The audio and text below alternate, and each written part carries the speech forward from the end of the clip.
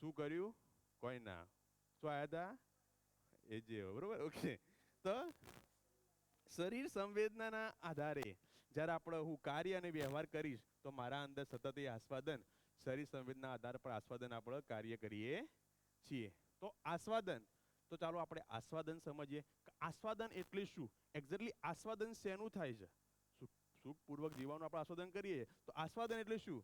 તો આસ્વાદનની વાત કરીએ આપણે તો જે જીવન રહ્યું એટલે યાની કે મેં, એના અંદર 3 પ્રકારના આસ્વાદન થાય છે. કેટલા પ્રકારના આસ્વાદન થાય છે? 3 પ્રકારના જીવનના અંદર આસ્વાદન ચાલુ ને ચાલુ જ હોય છે. તો એક જોઈએ તો રુચિમૂલક, બીજું છે મૂલ્યમૂલક અને ત્રીજું છે લક્ષ્યમૂલક. શું છે? લક્ષ્યમૂલક. લક્ષ્યમૂલક એની ભાવ મૂલ્યમૂલક ને ભાવમૂલક પણ કહીએ છીએ અને લક્ષ્યમૂલક. બરોબર. તો સતત આપણે જોઈએ ને તો રુચિમૂલક આસ્વાદન. તો રુચિમૂલક આસ્વાદન કોને કહેવાય? રુચિ એટલે ઇન્દ્રિયો ને સારું લાગે એવું આસ્વાદન. મારી જે 5 ઇન્દ્રિયોને સારું લાગે ને એને આપણે શું કહીએ? રુચિમૂલક. 5 ઇન્દ્રિયો બધાને ખ્યાલ છે? શબ્દ, સ્પર્શ, રૂપ, રસ, ગંધ. એના આધારે જે આપણે 5 ઇન્દ્રિયો ઓળખીએ છીએ ને એના આધારે હું સુખી થવાનો પ્રયત્ન કરીશ કે ભાઈ આ પૂર્વક સુખી થઈ શકું. તો એ રુચિમૂલક, આપણે ઇન્દ્રિયમૂલક. બીજું મૂલ્યમૂલક, જે આપણા સંબંધીઓની સાથે તાલમેલપૂર્વક જીવવાની વાત છે. તો આસ્વાદનની વાત કરું તો અમે એક એક્ઝામ્પલ આપણું થોડું વધારે ક્લિયર થશે. હા, એક પરિવાર હોય છે અને એક પરિવારના અંદર પતિ પત્ની રહેતા હોય છે. લગભગ મોટાભાગની શિબિરોમાં પણ આવું આપતા હોય એક્ઝામ્પલ, કારણ કે સટીક બેસે છે એટલા માટે. તો બહુ પતિ પત્ની હોય છે, એમની આશા હોય છે કે ભાઈ ચલો આજે એકલા છીએ બંને તો મસ્ત આજે કઢી અને બાજરીના રોટલા બનાવીએ. બરોબર છે. સાંજે આવું વિચાર્યું હોય છે કે ચલો એ પ્રકારના આપણા ઇન્દ્રિયો રુચિને આમ બિંદાસ ખાઈએ, બે એકલા છીએ તો આજે કરીએ. બરોબર. ત્યારે બંને નક્કી કર્યું છે બજારમાં જે આ વસ્તુ જે જોવે અત્યારે શિયાળો એટલે બધું મેથી ધોણા બધું લાવી કાઢ્યું અને મસ્ત ફર્સ્ટ ક્લાસ અમારી મૂકી દીધું છે. અને પછી છોકરાનો ફોન આવે છે કે પપ્પા કે મમ્મી હું આવું છું ઘેર. ફોન જેવો આવે છે ત્યારે માતા કે પિતાને એવું થાય છે કે છોકરાને તો કઢી ભાવતી જ નહીં, રોટલા બાજરી રોટલા જોવા ગમતા નહીં. ત્યારે એ ટાઈમ એવું થાય છે જ્યારે ભાવ સમજમાં આવે છે, કેવું છે? મૂલ્ય સમજમાં આવે છે. અને મમ્મીને એવું છે કે નહીં હું આ વસ્તુ કરીશ તો મારા છોકરો ખાય નહીં, એને ભાવતું નહીં, જોયું નહીં ગમતું અને ઘણા દિવસથી હોસ્ટેલથી આજ આવ્યો છે તો નહીં આ નહીં બને. એવું પોતાના ભાવના અંદર જીવનના અંદર નિર્ણય લઈ લે છે ને એ પ્રમાણે કાર્ય વ્યવહાર અને એ પ્રમાણે મમ્મી જે જમવાનું બનાવવાનું હોય છે બનાવતી હોય છે. ત્યારે શું થાય છે? રુચિ સાઈડમાં રહી ગઈ. મૂલ્ય એ ભાવ સમજાણો, એ જીવન એ એના અંદર ભાવ સ્વીકારજો કે નહીં નહીં મારો છોકરો આવે છે કે છોકરી આવે છે તો એના માટે હું સારું બનાવું. ત્યારે આ ગૌણ થઈ જાય છે. અને આ શું થઈ જાય છે?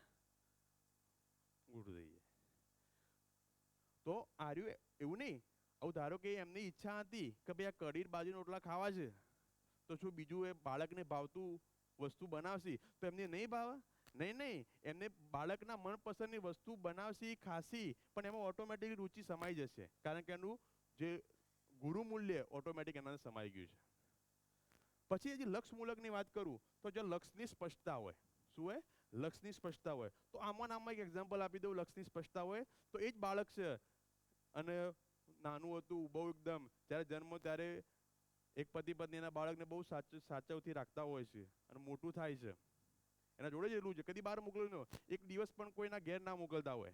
એટલું વાલ ને પ્રેમ ને લાડથી બહુ છોકરા મોટું કરેલું હોય. અને જ્યારે બાર સાયન્સ ભણતા હોય અને નીટમાં સારા માર્ક્સ આવે છે કે JEE સારા માર્ક્સ આવે ત્યારે કે એવું થાય છે કે બાળકને બહાર હોસ્ટેલમાં જવાનું થાય છે. ત્યારે એ માતા પિતા શું વિચારશે? એ લક્ષ્યની બાળકને સ્પષ્ટતા છે કે નહીં નહીં આ વસ્તુ એને ભણવા માટે જરૂરી છે અને બહાર મોકલવો પડશે. એટલા માટે આટલા જે આખા વર્ષની એમના જોડે રાખ્યું હતું જે લાડ ને પ્રેમ ને સ્નેહ એ બધું જે રાખ્યું હતું એના માટે શું જાય છે? ગૌણ થઈ જાય છે. કારણ કે મને એ લક્ષ્યની ક્લિયરિટી છે. એ બાળકના મારા લક્ષ્ય કે આ બાળક આગળ જશે, ભણશે અને ભણ્યા પછી એના અંદર એક ક્લિયરિટી આવશે કે નહીં આ લક્ષ્ય સ્પષ્ટ છે. તો આ બંને રુચિ જતું રહે છે અને મૂલ્ય પણ એના અંદર ગૌણ સમાઈ જાય છે. તો સતત માનવના જે જીવનના અંદર આ 3 પ્રકારના આસ્વાદન હંમેશા ને હંમેશા ચાલતા જ હોય છે. અને આ આસ્વાદનના આધારે હું ચયન ટેસ્ટ કરીશ, સિલેક્ટ કરી અને એ પ્રમાણે કાર્ય અને વ્યવહાર કરીશ અને હું સુખી થવાની આશામાં જ હોઉં છું. તો જે મૂલ્યમૂલક અને જે લક્ષ્યમૂલકની વાત કરી તો આ બે આસ્વાદન હંમેશા હોતા નથી. આ ભ્રમિત માનવના જીવનની વાત કરી રહ્યો છું કે આ બંને પ્રકારના આસ્વાદન ને એક કઈક અંશે થાય છે, નહીં થતા, થાય છે, નથી થતા. અત્યારે ક્યાં છે? રુચિમૂલક, જે આપણે ઇન્દ્રિયોનું ગમે, ઇન્દ્રિયોની જે પ્રમાણે ભાવે છે, મીન્સ કે જે પ્રમાણે ક્લિયર છે એ પ્રમાણે સતત આપણે એના અંદર ચાલતું ને ચાલતું જ હોય છે. આ બંને પ્રકારે ભાગ્ય, ધારો કે આજ બાળક પ્રત્યે વધારે પ્રેમ આવી ગયો તો કાલ તો બે કઈ બોલી પણ કાઢ્યું હોય, પત્નીને વધારે ભાવ આવી ગયો તો કઈ બોલી પણ કાઢ્યું હોય. એટલે આ થાય છે, આપણા અંદર આસ્વાદન થાય છે, પણ કેવા થાય છે? બહુ એકદમ હંમેશા થતા, એની નિરંતરતા થતી નથી. તો જે પ્રકારે વાત કરી કે ભાઈ દરેક માણસ જે કલ્પના કરે છે, અને કલ્પનાની અંદર મેં આસ્વાદનની ચયનની વાત કરી, જે આશાના અંદર થયેલું હોય છે. આશા નામની એના અંદર ચયન અને શક્તિ જે રહે, આશા નામની શક્તિ, એના અંદર બે ક્રિયાઓ, જે આસ્વાદન અને ચયન, એ સતત થતું જ હોય છે. તો એ પ્રમાણે જોઈએ તો મારી જે અત્યારની જે ઈચ્છા રહી, એ ઈચ્છા કેવી છે? કોઈ માન્યતાના આધારે જ, કે ભાઈ માન્યતા એટલે કે વધારે પૈસા થઈ જાય ને તો વધારે ખુશી થઈ જાવ, વધારે ભણેલો હોય ને એટલે વધારે સમજવું હોય. આમે ખાલી અમુક માન્યતાઓ લખી, ઘણી બધી માન્યતાઓ હોઈ શકે. એના આધારે સરકારી નોકરી તો જિંદગી બની જાય કે ભાઈ આ જ જલસા છે, બીજું કોઈ ના જોવે. પછી મોટી ગાડી વધારે સન્માન, મારા પણ નાની ગાડી ના ચાલે, અલ્ટો ના ચાલે, મારા પણ ફોર્ચ્યુનર હોય તો મજા આવે. હું બેવું તો આમ ગમનું લાગે કે ભાઈ ફોર્ચ્યુનર લાવ્યો. એટલે આવું સન્માન પાવાની ઈચ્છા, એ બધી શું છે? મારી માન્યતાઓ. અને આ બધી માન્યતાઓને આધારે હું જ્યારે ઓપરેટ થઉં છું ત્યારે મારું આસ્વાદન જે રહ્યું એ આસ્વાદન પણ કેવું રહેશે? રુચિમૂલક આસ્વાદન. એટલે મીન્સ કે ભાઈ મારે ખાલી ઇન્દ્રિયો દ્વારા મારી ગાડીમાં, એસી વાળી ગાડીમાં વ્યવસ્થિત ફરવું છે, અને હું ગામના લોકોને બતાવું કે ભાઈ મારે આટલી મોટી ગાડી છે, અને એના આધારે હું ચયન કરીશ તો પણ શેનું કરીશ? હું સુખપૂર્વક જીવવાની આશા સાથે જ મારું ચયન કરીશ, અને ફરી શરીર દ્વારા હું મારું કાર્ય અને વ્યવહાર કરીશ.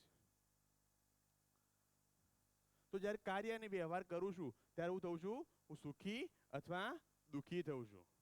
તો માન્યતાઓના આધારે હું જ્યારે ઓપરેટ થઉં છું ત્યારે મારું આસ્વાદન થાય છે, એ પ્રમાણે ચયન, અને એ પ્રમાણે સુખપૂર્વક જીવવાની આશા. હું સુખી થઈશ અથવા દુઃખી થઈશ. સુખી થઈ તો પણ હું થોડી વાર માટે ફરી પાછો દુઃખી થઈ, અને દુઃખી થઈ જઈશ તો પણ મારે ફરી નવી ઈચ્છા, નવી માન્યતા, કે આ ગાડી જોવે, આ બંગલો જોવે, એ જોવે, સતત મારા અંદર એ ચાલતું ને ચાલતું જ હોય છે.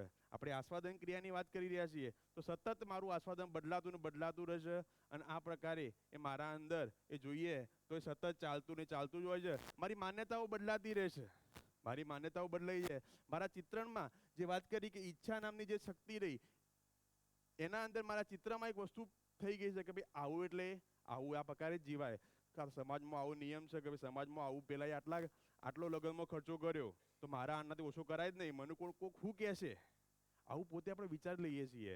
અને એ પ્રમાણે મારું આસ્વાદન થશે તો છેલ્લે પણ રુચિમૂલક, એ પ્રમાણે ટેસ્ટ, એ પ્રમાણે કાર્ય વ્યવહાર, હું સુખી થઈશ, હું દુઃખી થઈશ. આ ચક્કર સતત ચાલતું ને ચાલતું જ હોય છે. તો આશા નામની જે વાત કરી, આશા નામની શક્તિમાં બે ક્રિયાઓ, આસ્વાદન અને ચયન, એમાં લગભગ મોટા ભાગને ખ્યાલ આવી ગયો છે. તો આગળ જે વાત કરીએ, આશાની વાત કરી, હવે વિચારની વાત કરું છું. ઈચ્છાની પણ વાત કરી. તો વિચાર એ મારા અંદર, મારા જીવનના અંદર સતત ચાલતો ને ચાલતો જ હોય છે.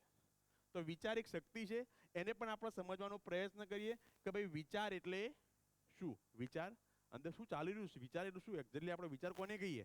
તો એનો થોડો સમજવાનો પ્રયત્ન કરીએ. તો વિચાર દ્વારા જે કાર્ય વ્યવહાર થાય છે, તો એમાં જોઈએ માનવના અંદર જીવન છે, અને શું છે? શરીર. જીવન છે અને શરીર છે. શરીર દ્વારા હું કાર્ય વ્યવહાર કરું છું, અને જે વિચાર કેવાના આવે છે? મારા જીવનના અંદર આવે છે. શું આવે છે? વિચાર મારા જીવનના અંદર આવે છે, અને જે દ્વારા પોતાની અંદર ચાલવું હોય. વિચાર ક્યાં હોય? પોતાની અંદર, મારા અંદર વિચાર ચાલી રહ્યો છે, અને પોતાના જીવનની અંદર થઈ રહ્યો છે. અને જ્યારે કાર્ય વ્યવહાર કરું છું, જ્યારે ક્રિયાના સ્વરૂપમાં જે મારા અંદર વિચાર આવ્યો કે ભાઈ મારા અંદર હાલ ઘરે જઈને આ પ્લાનિંગ કરવું છે, તો હું ઘરે જઈશ અને ક્રિયા કરીશ. ક્રિયા કોના દ્વારા કરીશ? શરીરમાં. ક્રિયા કોના દ્વારા થાય? શરીરમાં. મારા જીવનના અંદર એ વિચાર આવ્યો કે ભાઈ મારે આવું કરવું છે, તો હું શરીર દ્વારા એને વ્યક્ત થઈશ. તો હું મારા વિચાર આવ્યા, મારા જીવનની અંદર વિચાર આવ્યો છે, મેં વિચાર્યું છે, હું શરીર દ્વારા કાર્ય વ્યવહાર કરું છું અને મારો વિચાર દેખાશે કે ભાઈ મારું કાર્ય વ્યવહાર જોવાશે? બહાર શું દેખાય? હું એ જે વિચારી રહ્યું છું